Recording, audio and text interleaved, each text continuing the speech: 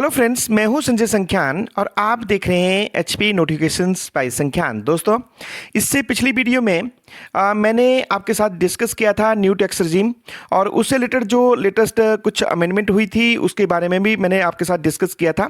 और आज मैं स्पेशली वीडियो बना रहा हूं, अगर आपकी जो टैक्सेबल इनकम है अगर 7 लाख और 75,000 तक है तो ये वीडियो आपके लिए बहुत इंपॉर्टेंट होने वाली है। इसमें जो इनकम टैक्स एक्ट की सेक्शन 87A में कुछ अमेंडमेंट हुई है, जो रिवेट है उससे रिलेटेड मैं आज स्पेशली ये वीडियो बना रहा हूँ।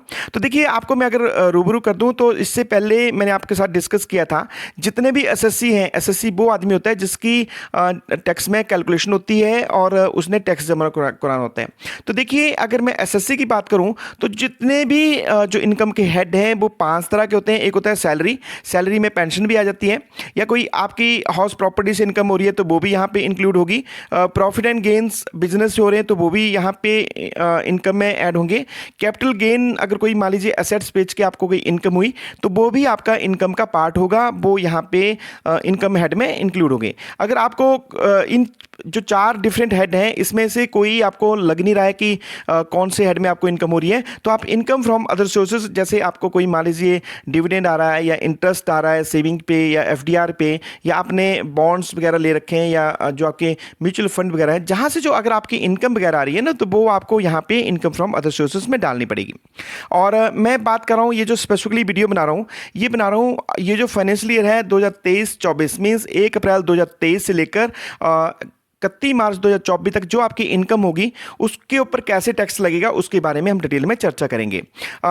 और इसका देखो, ये जो था ये है फाइनेंशियल ईयर मीन्स जिसमें आपको इनकम आई ना, उसे बोलते हैं फाइनेंशियल ईयर। और जिसमें आपने असेसमेंट करनी होती है मीन्स जो पिछले साल की जो अभी करंट फाइनेंशियल चल रहा है इसकी जो कैलकुलेशन आप करेंगे वो करेंगे 31 मार्च के बाद, तो मीन्स जब तक आपने ITR नहीं भरी है, तो उस जो अगला जो ईयर है उसे हम बोलते हैं असेसमेंट ईयर। तो मैंने पहले ही बता दिया था कि इनकम टैक्स के लिए आज की डेट में हमारे पास 2 रजीम हैं, या तो हम चाहें तो ओल्ड टैक्स से कैलकुलेशन कर सकते हैं। ये जो न्यू मेथड अडॉप्ट हुआ है 2019 के बाद, तो न्यू टैक्स रजीम जिसे हम बोलते हैं, तो उसके हिसाब से भी हम कैलकुलेशन कर सकते हैं। जो हमें लगता है या ओल्ड टैक्स रजीम या न्यू टैक्स रजीम, दोनों ही तरीके हमारे पास हैं टैक्स कैलकुलेट करने के लिए। जो भी आपको बेनिफिशियल हो उसके हिसाब से आप जो है वो कैलकुलेशन कर सकते हैं। तो इसके बाद ज़्यादा इस पर डिटेल में नहीं करूँगा क्योंकि मैंने आपको पहले बता दिया था कि क्या क्या गाइडलाइंस हैं। बट एक चीज़ जो आपको बताना चाहूँगा कि ये जो न्यू टैक्स रजीम है ना, इसमें जो आपको 80C, 80D, 80TTB जो डिफरेंट आपको डिडक्शन और एग्जम्पशंस थी वो इस न्यू टैक्स रजीम में आपको नहीं मिलेंगी। इसमें जो स्पेसिफिकली आपको एक फ्लैट जैसा तरीका दिए रखा है, जो आपकी टोटल ग्रॉस इनकम होगी उसमें से आप 50,000 स्टैंडर्ड डिडक्शन माइनस करके ये कुछ एक डिडक्शंस हैं जो आपको मिल जाएंगी न्यू टैक्स रजीम में। बाकी किसी भी तरह की आपको डिडक्शन यहाँ पे नहीं मिलने वाली है। तो ये कौन कौन सी हैं, देखिए मैंने बताया कि जो आपकी ग्रॉस इनकम हो रही है उसमें से 50,000 तो पहले आप कर देंगे स्टैंडर्ड डिडक्शन माइनस। उसमें से अगर आप सैलरीड गवर्नमेंट एम्प्लॉइज हैं और एम्प्लॉयर ने आपके जो 14% NPS शेयर दिया है तो वो आपका माइनस हो जाएगा अंडर सेक्शन 80CC-D2 में। और एक अग्निपथ स्कीम नई चली है, जो आपको पता है आर्मी पर्सन है जो अग्निपथ स्कीम में जो है वो अभी एनरोल हो रहे हैं, तो उनके जो एक कंट्रीब्यूशन जो है जो एम्प्लॉयर दे रहा है मीन्स गवर्नमेंट दे रही है, वो भी जो है वो इसमें डिडक्शन इसमें अलाउड है। फिर एक और है 80JJAA मीन्स अगर आपने deduction to employer who generate employment in the formal sector, ये ज़्यादा हमारे लिए एप्लीकेबल नहीं होगी। तो अभी देखिए, ओल्ड टैक्स रजीम में मैं पहले ही आपको बात कर चुका हूँ, इसमें जो भी जितने भी 80C, 80TD ये जो डिफरेंट टाइप की जो आपको डिडक्शन या एग्जम्पशंस हैं वो अलाउड है, न्यू टैक्स रजीम में आपको नहीं है। और ये जो आपकी जो एज है 60 ईयर से कम है, तो आपके लिए जो स्लैब है टैक्स के जो असेसमेंट ईयर 2024-25 है वो है 2.5 लाख तक आपको कोई टैक्स देने की जरूरत नहीं है।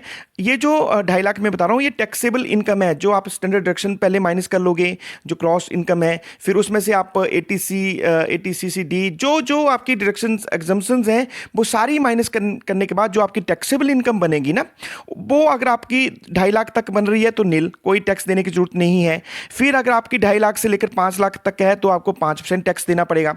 और एक चीज ध्यान रखने वाली बात है कि अगर आपकी टैक्सेबल इनकम 5 लाख तक है तो 87A में आपको एक स्पेशली इन्होंने रिलीफ दे रखी है कि जो रिवेट हम जिसे बोलते हैं कि 2.5 लाख से 5 लाख तक अगर आपका जो टैक्स बन रहा है, अगर ये 12,500 रुपये बन रहा है तो ये आपका जो है वो रिवेट मिल जाएगी, आपको टैक्स जमा कराने की जरूरत नहीं है।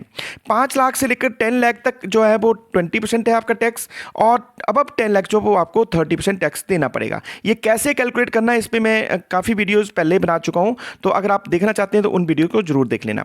अब ये जो दूसरा मैं आपको स्लैब बता रहा हूँ ये है अगर आपकी एज 80 ईयर तक है, तो अगर 80 ईयर तक है तो 3 लाख तक कोई टैक्स नहीं है।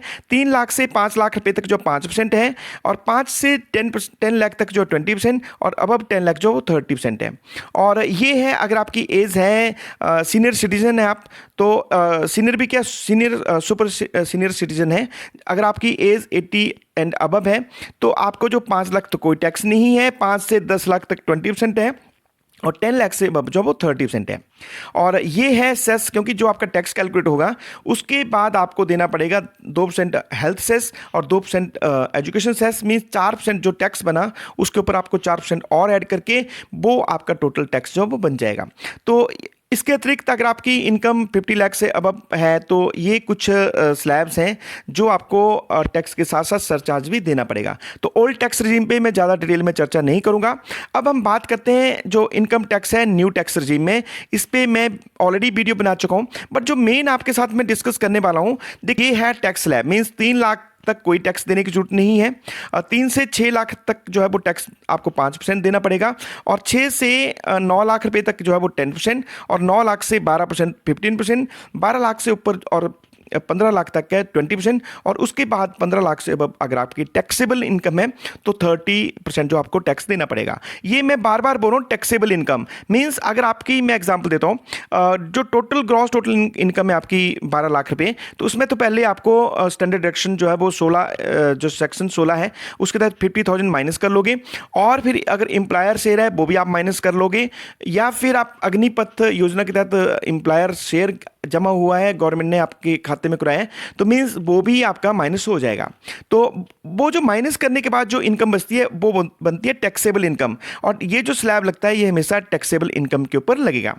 और इसके जो आपने टैक्स कैलकुलेट कर दिया तो उसके ऊपर लगेगा 4% सेस, मीन्स 2% हेल्थ सेस और 2% एजुकेशन सेस। इसमें जो 87A की मैं बात कर रहा हूँ, देखिए रूल इसमें बताया गया कि अगर 7 लाख तक अगर आपकी टैक्सेबल इनकम बन रही है तो उसका टैक्स बन जाता है 25,000 रुपया, और 25,000 रुपया जो वो आपको इसमें 87A में इन्होंने रिवेट दे रखी है, मीन्स अगर आपकी टैक्सेबल इनकम 7 लाख रुपए है तो आपको टैक्स जमा कराने की जरूरत नहीं है। अब इस यहाँ पे भी अगर आपके जो total gross total taxable income 50 lakh या अब है तो उसके ऊपर आपको एडिशनल सरचार्ज जो देना पड़ेगा। ये मैंने कुछ दे रखा है आपको exemption deduction new tax regime और ओल्ड टैक्स रिजीम में, इसका स्क्रीनशॉट ले लीजिए और देख लीजिए कौन कौन सी डिडक्शन एग्जम्पशन आपको न्यू और ओल्ड टैक्स रिजीम में एडमिसिबल है। और लास्ट में ये मैंने बता दिया कि देखो ये जो न्यू टैक्स रजीम है ना, इसमें जो ATC, ATD, ATTTA और HRA या जो आपकी डोनेशंस वगैरह आपने दे रखी हैं वो ATG में जो आपका डिडक्शन या एग्जम्पशंस मिलती हैं वो आपको यहाँ पे न्यू टैक्स रजीम में नहीं मिलेगी। और ये जो मैं ऑलरेडी डिस्कस कर चुका हूँ, सिर्फ आपका जो एम्प्लॉयर शेयर है, जो अगर आप NPS कंट्रीब्यूटर हैं तो जो एम्प्लॉयर ने आपका 14% जमा कराया है या अग्निपथ योजना के तहत जो कंट्रीब्यूशन जमा हुआ है वो ही आपको न्यू टैक्स रेजिम में रिबेट मिलेगी। और सिर्फ आपको क्या होगा कि जो 50,000 जो है वो 50 स्टैंडर्ड डिडक्शन के रूप में माइनस होगा, बाकी के ऊपर आपको टैक्स जमा कराना पड़ेगा। तो हमारा न्यू टैक्स रेजिम में 7 लाख तक जो टैक्स बनता है वो बनता है हमारा टैक्सेबल इनकम पे 25,000। तो 25,000 रुपये अगर आपका बनता है तो कोई भी टैक्स आपको जमा कराने की जरूरत नहीं है। अब देखिए ये जो 87A में लेटेस्ट अमेंडमेंट हुई, इसकी जरूरत कहाँ पड़ी? अगर आपकी टैक्सेबल इनकम बन रही है 7 लाख रुपए, तब तो आपको कोई टैक्स जमा कराने की जरूरत नहीं है।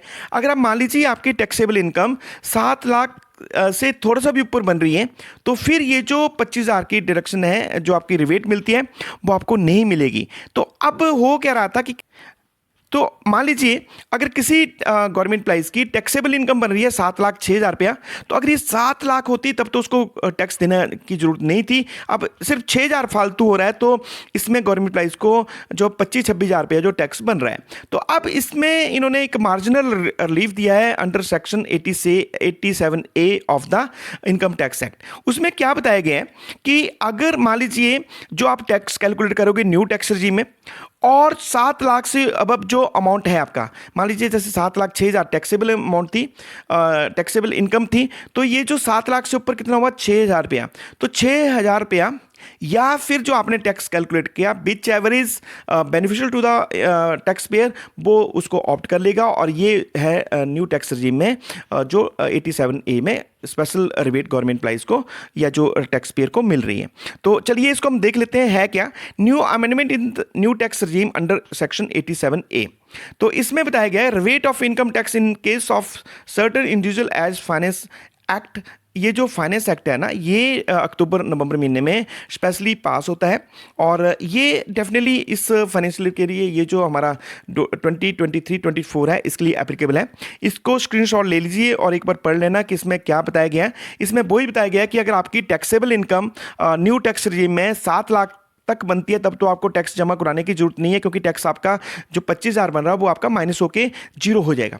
बट इसमें ये बताया गया कि जो 7 लाख से ऊपर अगर आपका टैक्सेबल इनकम बन रही है, तो होता क्या है कि आपको क्या होगा कि ये जो थोड़ा सा मान लीजिए, जैसे मैंने एग्जाम्पल दिया 7,06,000 रुपया आपका बन गया, तो अब सिर्फ 6,000 रुपया ही फालतू है, उसके लिए आपको 25-26,000 रुपया जो टैक्स देना पड़ रहा है। तो इन्होंने एक मार्जिनल रिलीफ इसमें 87A में दिया है। इन्होंने बोला कि जो आपने टैक्स कैलकुलेट किया न्यू टैक्स रजीम में वो, और उसके साथ अगर जो आपका 7 लाख से अब जो अमाउंट है, पूरा होल अमाउंट, जैसे मान लीजिए 7,06,000 है, तो 7 लाख से ऊपर हुआ सिर्फ 6,000 रुपया, तो 6,000 टैक्स कैलकुलेट कर लो इसको, या फिर जो आपने न्यू टैक्स रजीम में टैक्स कैलकुलेट किया which is beneficial to the government employees, वो जो है वो आप उसको 87A में रिबेट ले सकते हैं। चलिए एक एग्जांपल लेते हैं। ये जो गवर्नमेंट एम्प्लॉइज हैं, इनकी जो इनकम बन रही है वो बन रही है 7,56,109 रुपया। न्यू टैक्स रजीम में हम इसका टैक्स कैलकुलेट करेंगे। तो ये है टैक्स रजीम में, जो न्यू टैक्स रजीम है, इसमें जो स्लैब है टैक्सेबल इनकम के, इसको एक बार देख लीजिए। और अब हम इसको पहले ये जो 87 की अमेंडमेंट हुई है, इससे पहले अगर हम देखते हैं टैक्स कैलकुलेट करना था न्यू टैक्स रजीम में, तो 7,56,109 रुपये, इसमें स्टैंडर्ड डिडक्शन हो जाएगी हमारी अंडर सेक्शन 16 50,000, तो ये बन गया 7,06,109 रुपया।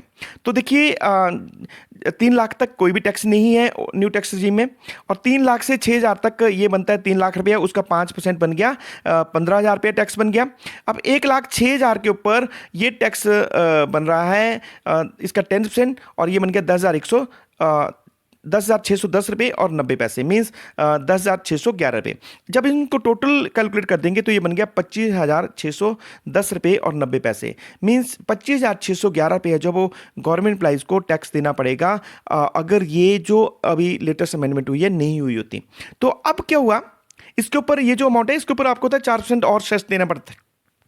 अब ये जो नई अमेंडमेंट हुई है 87A में, इसमें बताया गया है कि ये जो हमने टैक्स कैलकुलेट कर दिया ना 25,610 रुपया, ये तो या तो ये, या जो अब हम देखेंगे 7 लाख से ऊपर कितना अमाउंट है। 7 लाख से ऊपर अमाउंट है ये 7,06,109 रुपये। तो मीन्स कितना, 7 लाख से कितना ज़्यादा है, 6,109 रुपया। तो 6,109 को हम टैक्स मान लें, या 25,610 रुपये, which is beneficial to the government employees. तो इसमें आपको पता है कि 6,109 ही बेनिफिशियल रहेगा, तो मीन्स 6,109 को हम टैक्स मान लेंगे और उसके ऊपर दे देंगे 4% सेस, और ये बन जाएगा 6,354 रुपया। तो मीन्स अब आप देखिए ये जो लेटेस्ट अमेंडमेंट हुई है 87A में, इसके हिसाब से अगर हम पहले कैलकुलेट कर रहे थे गवर्नमेंट एम्प्लॉइज का टैक्स, तो ये बन रहा था 26,635 रुपये, और अगर हम नए हिसाब से हम टैक्स कैलकुलेट कर रहे हैं ओल्ड न्यू टैक्स रेजिम में, तो इसमें बन रहा है 6,354 पे, अप्रॉक्सीमेटली 20,000 रुपये का जो वो टैक्स सेविंग गवर्नमेंट प्राइस को होने वाली है। और ये मैं आपको बता दूं, ये सिर्फ उनके लिए बेनिफिशियल होगा जिनकी जो टोटल ग्रॉस इनकम जो है वो लगभग 7,75,000 पे है, तभी बेनिफिशियल होगी। उसके आगे जो है उनके लिए बेनिफिशियल ये 87 में ज़्यादा नहीं होगी। तो ये था जो मैं आपके साथ डिस्कस कर रहा था। और अगर आप नए नए जुड़े हैं तो चैनल का नाम है एचपी नोटिफिकेशंस बाय संख्यान। चैनल को सब्सक्राइब कर लीजिए क्योंकि एम्प्लॉइज रिलेटेड ढेरों वीडियो आपको यहाँ पे मिलने वाली है। इसी तरह की वीडियो देखने के लिए keep watching HP notifications by Sankhyan. जय हिंद, जय हिमाचल। Thank you.